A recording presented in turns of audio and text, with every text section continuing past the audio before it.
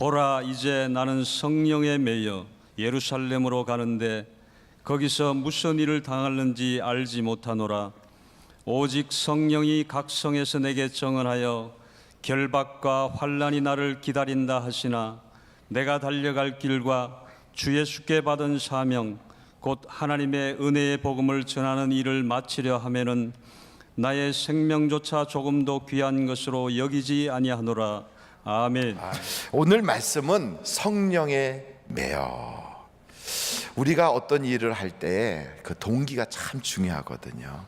어떤 사람은 그 동기가 내가 이 일을 통하여 무엇을 얻어야 되겠다, 그래서 학위를 받겠다는 동기로 열심히 공부하는 사람, 혹은 성공하겠다고 하는 동기로 그냥 밤낮 가리지 않고 일을 하는 사람, 정말 밤잠 자지 않고 그리고 먹을 것 다 먹지 않고 쓸 거 쓰지 않으면서 아껴가지고 그렇게 집안 살려보고 또 우리 집안 일으켜보겠다고 그렇게 수고하는 분들도 꽤 되시거든요. 그래서 저 시골에서 서울을 올라오셔갖고 정말 홀몸으로 이렇게 혼자서 올라와가지고 그래서 그냥 그 밑바닥부터 그 기술도 없는데도 배워가면서 하나하나, 그래서 이제는 중년이 지나 거의 이제 노년이 가까이 될 때까지 세월을 돌아보면 정말 하루같이 내가 이렇게 달려왔다. 야곱이 그런 얘기를 하거든요. 밤잠 자지 않고, 그리고 정말 피곤한데도 먹을 거 다 먹지 않고 그러고서 일을 한 거예요. 왜 그러느냐? 가문을 세우고 집안을 세우고 가장으로서 역할을 감당하고, 그리고 뭔가 그래서 행복을 얻기 위해서 그렇게 한 거거든요. 그런데 그런 분들이 있는가 하면 어떤 분은 그 상처를 통해서 일을 시작하는 분들이 계세요. 무슨 얘기인가 하면 옛날 어르신들이 툭 하면 얘 쓸데없는 놈아 나가 죽어라, 야 너 같은 놈이 뭘 한다고 그래, 이런 소리를 막 이렇게 하실 때 그런 말을 듣고서 자라면서 그게 이제 상처가 되는 거죠. 그래서 하면서 그게 아니라는 걸 보여주려고, 나는 쓸데없는 사람이 아니야, 나는 그렇게 당신이 그렇게 하찮게 여길 만한 그런 존재가 아니야, 이런 걸 증명해내려고 뭔가를 막 일을 하는, 그래서 그 상처를 덮기 위해서 그 상처에 의해서 일을 하는 그런 분들도 계세요. 그래서 그렇게 일하시는 분들은 사실은 남보다 더 열심히 일을 하지만 이를 악물고 일을 해요. 마음속에 그 분노, 증오심 이런 것 때문에. 그래서 그렇게 일하는 분들의 주변을 보면 같은 상처를 자꾸 줘요. 그래서 이 상처를 가지고 일하시는 분들은 그 상처를 치유받지 아니하면 중독에 빠질 수가 있어요. 그래서 성공은 하지만 약물 중독에 빠지고, 남들이 볼 때는 뭔가 똑똑한 것 같은데 쇼핑 중독, 섹스 중독, 게임 중독, 그런 뭐 술, 담배 뭐 그런 거 이상한 중독에 빠지는 경우도 혹가다 있어요. 왜 중독에 빠지냐면 속이 허하거든요. 늘 뭔가를 해도 채워지지 않거든. 그래서 죽고 싶고, 그래서 나약하고, 그리고 기복이 너무 심하고, 다른 사람에게도 자신에게도 항상 좀 열등의식으로 시달리고 이런 마음이 있어요. 그것은 빨리 용서하고 치료받아야 돼요. 그래서 우리가 인생을 살면서 동기가 참 중요한데 그냥 순수한 동기로 일을 하는 것과 상처를 통해 일하는 것은 천지차예요. 상처 때문에 일을 하는데 보기에는 똑같아. 일을 하는 게 열심히 일하고 열정 있고 남들보다 성실하고 똑같은데 그 목표가, 그 동기가 다르다면, 혹시 상처를 가지고 일을 한다면 오늘 내게 상처를 준 사람을 용서해 버리세요. 한번 절 따라해 보세요. 용서하노라. 대부분 나에게 상처를 주셨던 그분들은 이미 세상을 떠났어요. 아니면 그분들은 지금 우리 주변에 없을 수도 있어요. 아니면 그분에게 내가 이것을 이야기할 수 있는 기회조차 없을 수 있어요. 그럼에도 불구하고 나는 여전히 아직도 상처 가운데 있다. 그러면 그 상처 때문에 마음속에서 나도 모르게 울컥울컥 올라오는 그 울분이 있어요. 그래서 괜히 툭 건드리면 자기도 모르게 분노 조절이 안 돼요. 막 어떻게 해야 될 줄 몰라요. 막 그리고 뭔가 어려운 일을 당하면 초조하고 막 이렇게 돼요. 그게 바로 그 사람 속에 있던 그 내면의 한 모습이 일어나는 거거든요. 상처는 사실은 내가 만든 게 아니고요, 그 상처를 다른 사람이 주었다고요. 그런데 그 약한 부분은 사실은 치료받으면 되는 건데, 그 약할 때 마귀가 틈타요, 그 아픔을. 그러니까 마귀는 악한 자예요. 이 마귀는 우리에게 절대로 그렇게 매너 있게 오는 법이 없어요. 우리가 연약할 때, 우리가 아픔을 겪고 있을 때, 실패할 때, 우리가 어려움을 겪을 때 돕지는 못할 망정 내게 찾아와서 나를 완전히 짓밟아 버리고 죽이고 도적질하려고 오는 것이 마귀예요. 그래서 그때 내가 가장 연약할 때 찾아와 가지고 나를 지배해 버려요. 그리고 내 속에 그게 딱 버티고 있는 거예요. 평상시는 몰라요, 잊어버리고 있다가. 근데 어떤 동기가 되면 그게 터져나와요. 다른 사람에게도 막 집요할 정도로 막 이렇게 되는 경우, 이것은 빨리 회개하고 용서를 받아야 돼요. 용서를 구해야 되고 용서를 해줘야 돼요. 그러니까 나에게 상처 준 사람은 용서해버리고, 또 내가 용서도 받고, 그리고 내 속에 있는 그 영적인 어둠, 암흑을, 이 암흑덩어리, 이런 암흑덩어리를 빨리 버릴 수 있어야 돼요. 그건 회개를 통해서 해결되거든요. 근데 그런 사람 말고 또 어떤 사람은 동기가요, 나라를 위하여, 민족을 위하여, 그리고 내 동료들을 위해서 그렇게 일하는 사람들도 있어요. 자기의 어떤 이익이 아니라 그런 좀 고상한 어떤 목표를 위해서 일해요. 혹시 여러분 강제구 소령이라고 들어보셨나요? 벌써 연세가, 이 강제구 소령을 아신다는 건 월남전에 나갔던 그 연세에 해당돼요. 강제구 소령, 그 수류탄 투척하는 훈련장에서 있다가 자기 부하가 던졌는데 수류탄을 잘못 던졌을 때 그거를 철모로 탁 품고 팍 몸을 날려서 덮어가지고, 그래서 자기 부하 직원, 부하 그 병사들은 살리고 그 몸은 산화했던 그런 강제구 대위였는데 승진해서 강제구 소령이 됐어요. 그렇게 순간적으로 자기의 동료들을, 자기의 부하 직원 혹은 자기 부하 병사들을 생각해서 확 그렇게 하는 그런 그 분들과, 또 우리나라 역사에 보면 윤봉길 의사, 안중근 의사, 유관순 열사, 이런 분들 보면 다 나라를 위해서 자신을 그렇게 던지거든요. 그래서 그걸 보면 하여간 회사를 위해서, 나라를 위해서, 교회를 위해서, 가족을 위해서 아주 순수한 마음으로 자기는 희생하면서 뭔가 하려고 막 애를 써요. 굉장히 숭고한 거거든요. 근데 그런 인물 중에 한 사람이 사울이라고 하는 청년이에요. 누구요? 사울. 이 사람은 자기 민족을 사랑해요. 이 사울이라고 하는 청년의 가슴 속에는 어떻게 하면 하나님이 우리 민족을 사랑하고, 어떻게 하면 하나님이 우리 민족의 이 고난을 벗어나게 해주실까, 이것이 가슴 속에 막 불타는 민족 사랑의 열정을 가지고 있는 젊은이였어요. 그가 생각할 때 하나님을 잘 섬기지 아니하니까 우리가 로마의 식민 통치를 받고 있구나, 우리가 하나님께 바로 섬기지 못해서 이런 고난을 겪고 있구나, 이런 생각을 가지고 있는 차에 예수당이라고 하는 사이비 종교가 들어온 거예요. 그 사람이 보기에는 나사렛 예수를 믿는다고 하는데, 아니 인간을 어떻게 하나님이라고 그래? 어떻게 목수 출신을 하나님이라고 그래? 이건 하나님에 대한 모욕이지 해갖고 이 젊은이의 가슴에 불이 붙었어요. 내가 그들을 이 땅에서 다 없애는 것이 우리 민족을 살리는 것이다. 민족을 위해서 그렇게 고군분투하고 그냥 애를 쓰다가 대제사장이 준 공문서를 딱 들고 가서 이것 가지고 가가지고 저 다마스커스에 있는 그 예수당도 다 잡아서 내가 이 땅에서 쓸어버릴 거야, 이러고 올라가는 차에 갑자기 빛이 쫙 비치면서요, 말에서 뚝 떨어졌어요. 요즘으로 말하면 갑자기 상대방에서 헤드라이트 불빛이 탁 비치면서 자기도 모르게 핸들 잘못 틀어서 교통사고 난 것처럼 뻥 하고 박은 거예요. 대형 사고가 난 거예요. 여러분, 말에서 떨어지면, 말에서 낙마하면 전신불구가 되든지 아니면 죽을 수도 있어요. 옛날에 혹시 그 슈퍼맨 나왔던 그 미국 그 영화 배우, 말에서 떨어져 갖고 목 이하가 다 마비돼 가지고 휠체어에 앉아 다니면서 그렇게 보냈던 경우 있잖아요. 바로 이 사울이라는 청년이 말에서 뚝 떨어진 거예요. 사람들이 이렇게 어이구 이러는데 다른 사람은 듣지 못하지만 우르르 하는 그 우레소리 같은 게 들리는데 그 사울에게는 그게 분명하게 또렷하게 들리는 거예요. 사울아, 사울아, 누구십니까? 나는 내가 핍박하는 예수니라.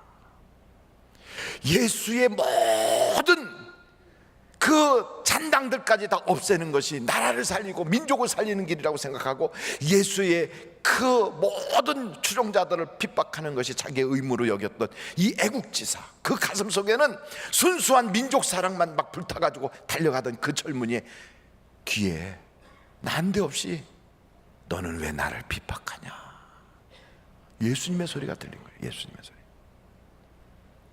그리고 앞을 못 보는 거예요. 교통사고가 났어요. 시력을 상실했어요. 장님이 됐어요. 이제 사람의 손에 끌려갖고 가는 거예요. 그렇게 나라를 아끼면서 달려가던 이 젊은이의 앞날이 꽝 하고 끝나버렸어요. 이제는 앞길이 소망이 없는 거예요. 소경됐어요. 누구도 그를 붙잡아 줄 사람이 없어요. 그는 직가라고 하는 거리에 조그만 집에 가서 거기서 그냥 버려져 갖고 이렇게 있는 거예요. 내 인생이 어떻게 여기까지 왔는가 싶어서 막 주마등처럼 지나가는 자기의 인생을 돌아보면서 막 눈물 콧물 쏟아가면서, 하나님, 나는 하나님 사랑한다고 했잖아요. 나는 하나님을 누구보다 더 믿었잖아요. 하나님이 우리 민족을 살려주기를 원해서 나는 지금까지 이렇게 달려왔는데 내가 달려온 그 길이 잘못이었어요. 그러면서 그냥 거기서 예수님을 만난 그 사건을 통하여 자기의 삶이 확 달라지기 시작해. 아나니아라고 하는 사람이 와가지고 자기에게 안수를 하는데 눈에서 비늘 같은 것이 뚝뚝뚝뚝뚝 떨어져요. 이렇게 떨어져요. 이렇게 기가 막힌 체험을 그가 한 거예요. 여러분, 만약에 우리들 주변에서도 질병의 문제로 혹은 경제적 어려움으로 내 가족 중에 어떤 사람이 이런 체험을 하게 된다면 하나님 살아계시구나 이렇게 되거든요. 이 바로 사울이라고 하는 청년이 그런 체험을 한 거예요. 내가 그렇게 핍박하던 인간 예수가 단순히 인간이 아니라 하나님이시구나. 하나님, 그분이 이 땅에 와서 몫으로 우리 주변에 있는 흔한 그런 노동자 중에 한 사람인 줄 알았는데 그게 아니라 그분은 하나님이 인간의 몸으로 이 땅에 오신 신이구나, 창조구나, 창조주구나. 이걸 알고 나서요, 자기가 그동안에 배워왔던 모든 학문, 자기가 그동안에 훈련받았던 모든 인생의 경험과 훈련을 송두리째 갖다 다 던지고 이걸 분토처럼 여기면서 속에서부터 다시 예수님과 다시 만남이 시작된 거예요. 여러분, 신앙이라는 것은 내가 세상에서 경험했던 것, 내가 세상에서 배웠던 지식, 내가 세상에서 알고 있었던 상식들을 송두리째 내려놓고 창조주를 재확인하는 게 이게 신앙이에요. 이게 안 되면 여전히 교회 와서도 상식으로 이야기해요. 여전히 교회 와서도 세상 지식을 가지고 말하고 있어요. 여전히 교회 와서도 내가 배웠던 교육으로 계속 뚜벅뚜벅 걸어가요. 하나님은 아니야, 아직 너는 나를 안 만났어. 하나님은 그래서 우리를 만나시려고 하나님이 어떤 장을 만드는 거예요. 여러분, 다메섹 언덕에 올라가던 그 사울이란 청년이 사고가 나가지고 눈을 멀고 이렇게 만나는 게 좋아요? 아니면 순탄한 가운데 만나는 게 좋아요? 한번 옆에 분한테 어떤 식으로 만나길 원하시냐고 물어보세요.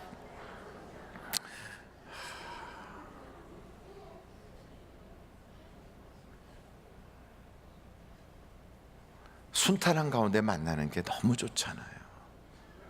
광주 민주화 운동이 있었던 그 해에 5.18 사건이라고 불려지는 바로 그때 그냥 막 총알이 빗발치는 거기에 피터슨이라고 하는 미국인 선교사가 거기에 계셨어요.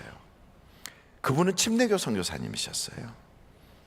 그 헬기에서 막 기충사격을 파바바바박 하는 그것을 그분이 촬영을 했어요. 그 당시에 그걸 촬영을 했어요. 그래서 그걸 KBS 방송에 나중에 보냈어요. 제가 미국 갔을 때 그분을 만났어요. 그분이 그런 말씀을 하세요. 한국 이름으로는 배태선 선교사님, 배대선 선교사님. 근데 그 피터슨 선교사님이 나의 고향은 광주입니다 하시는 그런 분이세요. 미국에서 태어났고 미국에서 쭉 살아오신 분인데 그분이 선교를 광주에서 하셨거든요. 근데 그분은 한국말을 굉장히 잘하세요. 나의 고향은 광주입니다. 그런데 그 광주에서 제가 선교하고 있을 때 그 민주화운동이 일어났는데 얼마나 무섭든지 그 총소리하고 막 그 여자의 울부짖는 소리 이런 게 너무너무 무서워서 그냥 담벼락 속에다 머리를 팍 박고 하나님 살려주세요, 하나님 살려주세요 그랬대요. 너무너무 무서워서. 그러면서 나는 나가도 누가 나를 해치진 않았겠지만 나도 그렇게 무서웠는데 얼마나 무서웠겠어요. 그 얘기를 제가 미주리 쪽 그 스프링필드에 갔을 때 그분이 거기서 그 이야기를 해요. 내 고향은 광주입니다. 그때 제가 거기서 하나님을 만났고 거기서 거듭났습니다 그러더라고요. 여러분, 하나님이 우리를 어떻게 만나실지, 어떤 방법으로 만날지는 우리는 알 수 없어요. 이 사울이라고 하는 청년은 그 전까지는 애국이 그 길이라고 생각하고 달려가다가 예수님을 딱 만나는 그 순간에 자기의 인생이 완전히 확 뒤집어진 거예요. 뒤집어졌어요. 그리고서는 이 사람은요, 더 이상 누구도 자기를 만나려고도 하지 않아요. 외로워요. 그리고 누구도 자기를 인정해 주지 않아요. 자기가 달려가던 길에서 완전히 딱 끝났어요. 자기의 인간관계도 끝났어요. 자기의 모든 꿈도 박살나 버렸어요. 이젠 더 이상 어떻게 해야 될지 몰라서 믿는 사람을 만나러 가면 아무도 안 만나주고 옛날 사람을 만나려니 그거는 이제는 자기는 그들과는 달라졌고 정말 너무너무 외로웠어요. 너무 힘들었어요. 그래서 할 수 있는 길은 주님께 부르짖는 길밖에 없었어요. 여러분, 지금 우리들 중에는 그런 분들도 계실 거예요. 술 친구 다 떨어지고 세상 친구 다 사라지고 할 수 있는 것은 아무것도 없어. 오직 부르짖는 것밖에 없다. 막 부르짖었어요. 사울이라고 하는 이 청년이 광야에서 예수님 난 몰랐어요, 난 몰랐어요 막 몸부림치며 부르짖는 게 한 해가 가고 두 해가 가고 3년이 지나고 이 청년의 가슴 속에는 예수에 대한 누구보다도 확신이 있었고 누구보다도 하나님이 바로 예수님이고 예수님이 하나님이라는 걸 너무나도 잘 알고 있었지만 그럼에도 불구하고 아무도 이 사람을 써주려고 하는 거예요. 아무도 이 사람을 불러주는 사람이 없어요. 어디서도 이 사람이 일할 터전이 없었어요. 그런데 하나님의 때가 되니까 오는 거예요. 여러분, 때는 하나님이 정하신다고요. 믿으십니까? 왜 내 집이 안 팔리지? 아니면 내 이 문제가 왜 해결이 안 되지? 나에게는 왜 이것이 잘 안 돌아가지? 왜 사람들이 나에게 이렇게 하는 거야? 왜 나는 지금도 이렇게 되고 있지? 너무 초조해하지 마세요. 때가 되면, 그때는 내가 정하는 게 아니고요, 하나님이 그때를 딱 정하시는 거예요. 때가 되면 하나님이 들어쓰시는 거예요. 들어쓰세요. 그때가 바로 이 젊은이 사울에게 찾아왔어요. 한번 여러분 성경을 한번 여러분 같이 보실 수 있으면 좋겠는데요. 사도행전입니다. 11장 25절로 26절.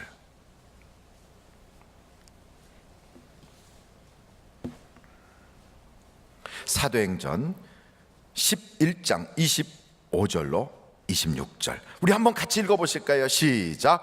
바나바가 사울을 찾으러 다소에 가서 만남에 안디옥에 데리고 와서 둘이 교회에 1년간 모여 있어 큰 무리를 가르쳤고 제자들이 안디옥에서 비로소 그리스도인이라 일컬음을 받게 되었더라. 그래요. 누구도 알아주지 않고 자기는 잊혀진 존재로 여겼는데 때가 되니까 생각지도 못했던 바나바가 자기를 찾아와요. 그리고 함께 일하자고 불러주는 거예요. 그래서 그때부터 사울이라는 청년이 교회사의 역사에 등장하기 시작합니다. 이 교회 역사에 딱 등장하는 거예요. 여러분, 우리의 인생도 그래요. 하나님이 때가 되면 다 끌어주세요. 그래서 그 동기가 내가 뭔가를 이루겠다는 동기가 있고요, 또 억울하고 너무나 많은 상처 때문에 일하는 그런 동기가 있어요. 또 어떤 사람은 정말로 순수하게 나라를 사랑하고 동료를 사랑하고 그리고 우리 교회를 사랑하고 이웃을 사랑해 사는 그런 경우도 있어요. 근데 이것도 참 중요하지만 거기서 한 걸음 더 나아가서 하나님이 그런 사울을 딱 만나주시고 변화시키는데 이 변화를 통하여 그때부터 그는 일하는 이유가 바뀌었어요. 바로 성령에 매여 일하기 시작하는 거예요. 성령에 딱 매여서 일을 하는 거예요. 내가 가고 싶은 데를 가고 내가 하고 싶은 일을 하고 내가 뭘 하겠다고 계획하는 나의 어떤 야망과 꿈을 쫓아가는 게 아니라 성령께서 이끄시는 대로 가게 되는 거예요.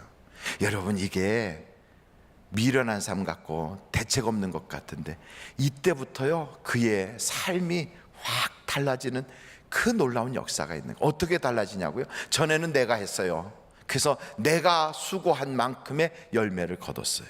이제는 하나님이 나를 통하여 일을 해주세요. 그리고 그 결과는 하나님만이 하실 수 있는 결과들이 나타나기 시작하는 거예요. 안진뱅이가 일어나요. 소경이 눈을 떠요. 귀신이 떠나가요. 얼마나 놀라운 일들이 벌어지는지, 유라굴로 광풍이 불어오는 그곳에서도 모든 백부장, 선장, 선주도 덜덜덜 떨고 돈 가지고도 안 돼요. 권세 가지고도 안 돼요. 기술 가지고도 안 돼. 아무도 해결의 방법이 없을 때 하나님만이 해줄 수 있는 방법으로, 바울아 두려워하지 마라, 내가 너와 함께 함이니라.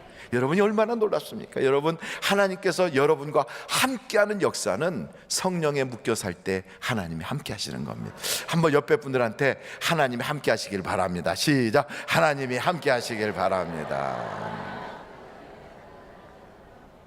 그러니까 유라굴로 광풍에서도 하나님이 건져주세요. 또 성경을 이렇게 보다 보니까 이야, 이 사울이라고 하는 청년이 이제 바울이 됐잖아요. 이 바울이 된 이 청년의 그 모습에 보면 나중에 여기에 가요. 한번 사도행전 28장을 보시겠습니까? 사도행전 28장이에요. 1절이에요. 1절 같이 한번 읽어보겠어요.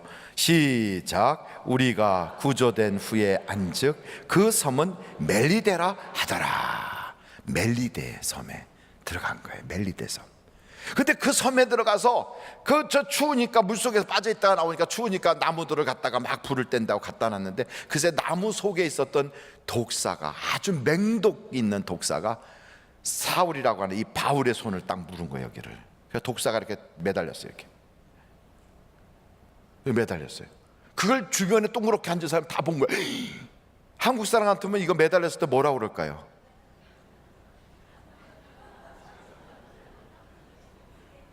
이거 매달렸을 때 구워 먹자 그럴까요? 그럴 여유가 없는 거예요. 이게 독사인데 맹독이에요. 다 죽었네. 옆에서 어떻게 바다에서는 어떻게 헤엄쳐서 나왔지만 죽었다, 죽었어. 저 사람 죽었네. 근데 그 뱀을 툭 쳐갖고 불에다 떨어뜨리고서는 그 뱀을 칙 불속에서, 저 같으면 그걸 먹었을 텐데 그 사람은 그냥 칙 그러고 있는데, 그러고 있어요. 그 불 쬐고 있어요. 안 죽네?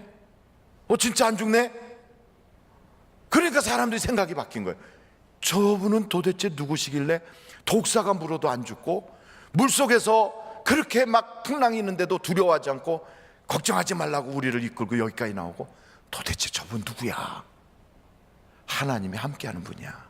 여러분, 신분고하를 떠나서 하나님이 함께하는 분은 어느 시대, 어느 처지, 어떤 환경에서도요 하나님이 보장해 주시는 거예요. 그 멜리데 섬의 가장 높은 양반의 아버지, 보블리오라고 하는 사람의 아버지가 설사병, 오늘로 말하면 이질 같은 걸 걸려가지고 그냥 막 설사를 하는 거예요.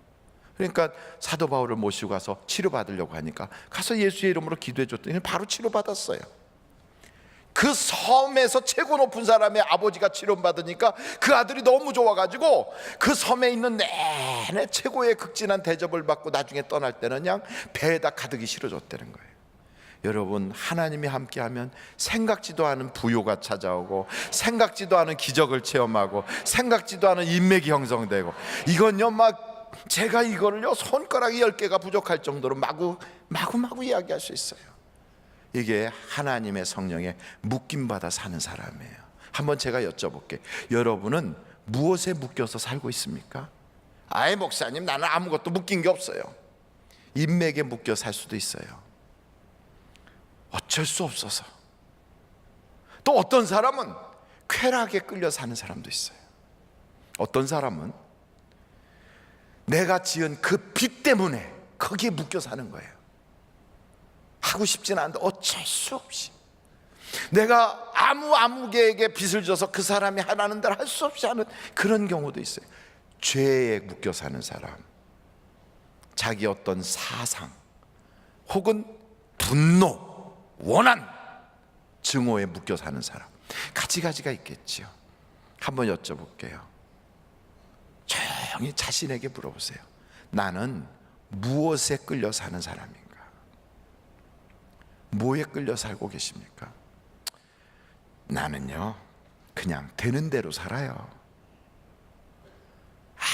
아무것도 나를 끌고 가는 거 없이 그냥 되는 대로 살아요. 그 사람은 그 사람 속에서 끌고 가는 다른 게 있어요.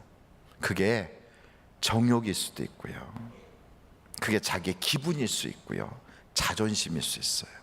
근데 그런 것을 표출하고 있지만 뒤에서는 그걸 가지고 조정을 해요. 그 조종하는 영적인 세력이 따로 있어요. 알고 보면 전체를 성경에서 말씀하는 진리로 우리를 딱 비교해 보면 둘 중에 하나예요. 죄의 이끌림을 받고 있느냐, 아니면 성령의 이끌림을 받고 있느냐, 하나님의 이끌림을 받고 있느냐, 마귀의 이끌림을 받고 있느냐, 세상과 정욕과 세속적인 마귀적인 것에 이끌림을 받고 있느냐, 성령과 하나님의 말씀에 이끌림을 받고 있느냐 하는 거예요. 목사는 당연히 성령의 이끌림 받겠지요. 꼭 보장할 수 없어요. 어떻게 되지 않으면, 성령의 사람이 되지 않으면. 그래서 사도 바울이 성령의 이끌림을 받은 것처럼 우리 하늘비전교회 모든 성도들이 성령의 이끌림 받기를 간절히 바랍니다. 그럼 성령이 우리를 이끌어갈 때 어떻게 끌고 가나요? 여러분, 이 성경을 보시면 사도행전 26장에 사도 바울을 하나님이 끌고 가실 때 이렇게 끌고 가세요. 성령이 끌고 가시는데 한번 26장이에요 26장 14절부터 보겠어요. 우리가 다 땅에 엎드려지며 내가 소리를 들으니 히브리 말로 이르되 사울아 사울아 내가 어찌하여 나를 박해하느냐, 가시체를 뒷발질하기가 내게 고생이니라. 내가 대답하되 주님 누구시니까?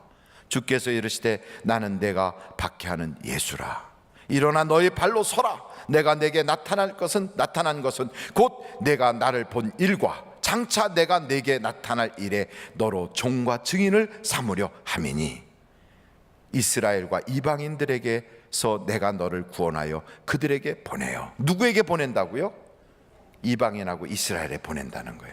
그리고 18절 우리 한번 다 같이 읽겠습니다. 시작. 그 눈을 뜨게 하여 어둠에서 빛으로, 사단의 권세에서 하나님께로 돌아오게 하고, 죄 사함과 나를 믿어 거룩하게 된 무리 가운데서 기업을 얻게 하리라 하더이다. 그러니까 이 말씀을 딱 보면 하나님께서는 이 사울이란 사람을 택하셔서 하나님의 종을 삼는구나. 그래가지고 대상은 이방인하고 이스라엘 사람을 대상으로 눈을 뜨게 하고, 그리고 오늘 성경을 보니까 눈만 뜨게 하는 게 아니에요. 그 다음에 또 뭘 하게 하죠? 눈을 뜨게 하고, 그 다음에 하나님께로 돌아오게 하고, 그다음 세 번째, 믿어 기업을 얻게 한다. 요 세 가지를 하기 위해서 사울을 딱 택했단 말이에요. 누구를? 안 믿는 사람들을 눈을 뜨게 하고, 그리고 하나님께로 돌아오게 하고, 믿어서 기업을 얻게 하려고 하나님이 그들을 택했단 말이에요. 그것처럼 하나님은 오늘도 우리에게 성령을 통하여 우리에게 역사하십니다. 한번 여러분 마태복음 28장을 보고 오늘 마치도록 할 텐데, 마태복음 28장을 보세요. 19절로 20절. 19절로 20절을 봅니다. 우리 주님께서는 하늘과 땅의 모든 권세를 가지고 이렇게 말씀하십니다. 그러므로 너희는 어떻게 하라? 가서. 대상은 누구예요? 모든 민족을 제자 삼으래요. 그리고 아버지와 아들과 성령의 이름으로 침례를 베풀고, 침례를 주라는구나. 그리고 내가 너희에게 분부한 모든 것을 어떻게 하라고요? 가르쳐 지키게 하라. 볼지어다 내가 세상 끝날까지 너희와 항상 함께 있으리라 하시니라. 이 말씀대로 베드로도 가서 너희가 회개하고 침례를 받으라, 그리하면 성령을 주시리니, 그 말씀을 전했더니 그들이 그대로 하고 가르쳐 지키게 하라는 대로 가르치더라 이 말이에요. 그랬더니 하나님의 기적과 역사가 나타나고 베드로의 생애를 어부에서 사람 낚는 어부로 바꿔놓으시는 거예요.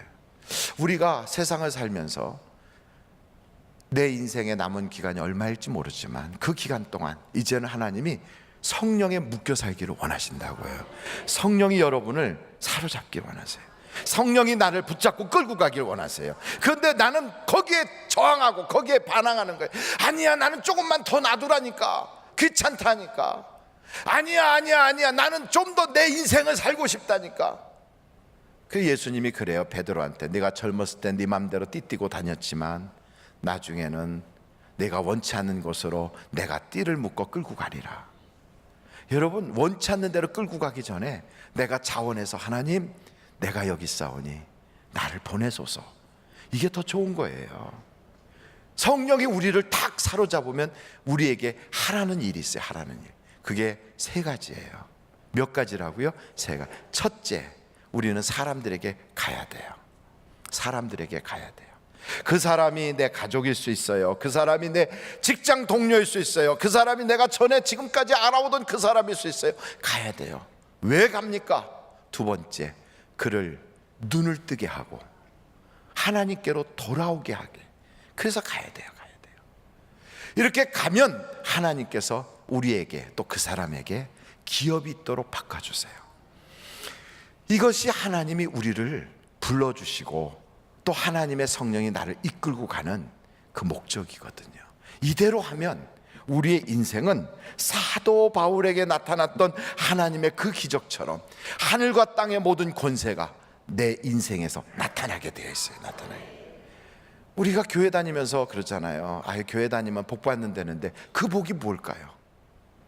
교회 다니면 하나님 믿으면 하나님이 복 주신다는데 그 복이 뭘까요? 그 복이 바로 기업이에요. 기업. 회사가 아니고 그 복이 하나님이 주시는 언약과 약속을 주신다 이 말이에요. 저는 우리 하늘비전교회 성도들이 그걸 누릴 수 있기를 바라요. 그래서 간증자가 되는 거예요. 여기 나와서, 목사님 저 간증할 게 있는데요. 그래요? 기업을 받으셨군요. 저는 예수를 잘 몰랐는데 하늘비전교회 와서 예수님을 알게 됐고요. 그리고 이렇게 기도했던 것이, 제가 예수 믿은 지 4개월밖에 안 됐는데 벌써 그것이 이루어지고 있어요. 정말 하나님은 살아계시네요. 이런 간증이 있는 거예요. 제가 이렇게 말씀드리면 이제 금요일 날쯤 되거나 며칠 지나면 또 어떤 분이 그래요. 그때 목사님 응답받는 때 얘기하신 바로 그 사람이 접니다. 이렇게 나와서 말씀할 때가 올 거예요. 우리 교회에 이런 간증자들이 수도 없이 많아요. 수없이 많은 사람이 지금 성령의 묶임을 받아 끌려가고 성령의 묶임을 받아 자원하고 성령의 그 감동을 쫓아서 하나님 내가 여기 있사오니 나를 보내소서 이러면서 사람들에게 가고 이웃에게 가고 가족에게 가서 그들의 눈을 뜨게 하고 하나님께로 돌아오게 만들고 있다고요. 그런데 어떤 사람은 저 좀 내버려 두라니까요. 저 이렇게 살다가 갈 거라니까요. 저 귀찮다니까요. 성령에 묶인 게 아니라 자기의 감정과 육체가 원하는 대로 그렇게 살아가는 사람들이 혹가다 있다고요. 그게 자기의 생각인 것 같지만 성경은 우리에게 말합니다. 진노의 자녀들의 속에 있는 미혹의 영이 주는 마음이라고요. 그 길로 걸어가면 종래는 멸망이라고요. 멸망. 성령에 묶임받아 가는 사람은 달려갈 길이 있고요, 지킬 것을 지키게 하시고 싸울 싸움을 싸우게 하세요. 그리고 이로운 재판장 앞에서 면류관 받게 하세요. 왜 같은 교회를 다니면서, 왜 같은 시간을 보내면서, 왜 같은 말씀을 들으면서 누구는 면류관 받고 누구는 하나님께 인정받는데 누구는 지옥 가고 누구는 하나님과 상관이 없이 살고 누구는 평생을 교회를 다녀도요 하나님의 기적 같은 건 구경도 못하고 삽니까? 왜요? 내가 누구에 묶여 사느냐에 따라서 달라지는 거예요. 여러분, 큰 소도 쇠고삐에 묶여서 조그만 아이가 끌면 끄는 대로 끌려가요. 계속 끌려다니다 보면 나중엔 푸주간으로 끌려가는 거예요. 우리의 인생을 성령이 묶어서 끌고 가면 나의 종착역은 천국이다, 이 말이에요. 천국. 여러분의 종착역은 어딜까요? 육신이 끌고 가는 자는, 종래는 푸주간이에요. 성령이 끌고 가는 사람은 종래는 면류관이에요. 저는 우리 하늘비전교회 모든 성도들이 사도 바울처럼 이후로는 의로운 재판장이 나에게 면류관을 줄 테인데, 나만이 아니고 나와 같이 그 면류관을 사모하는 모든 자에게도니라. 우리 하늘비전교회 성도들은 수준을 높입시다. 우리는 구원이 목표가 아니에요. 우리의 목표는 하나님께 상급받는 거예요. 우리는 이 땅에서 돈 몇 푼 더 생기는 것이 우리의 꿈이 아니에요. 우리의 목적은 어떻게 하면 하나님을 기쁘시게 할까예요.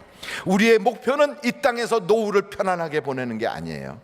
어떻게 하면 우리의 노년이 세월이 가면 갈수록 더 영적으로 빛을 발하는 저 하늘의 별처럼 빛나는 자가 될 것인가. 바로 이게 우리의 꿈이에요. 저는 우리 하늘비전교회 모든 성도들이 그 일을 위해서, 주님 나를 이끄소서, 주의 사랑의 끈으로 나를 묶어주세요. 그리고 오늘도 나를 이끌어주세요. 성령의 이끌림 받는 여러분이 되시기를 주님의 이름으로 축원합니다. 기도하시겠습니다.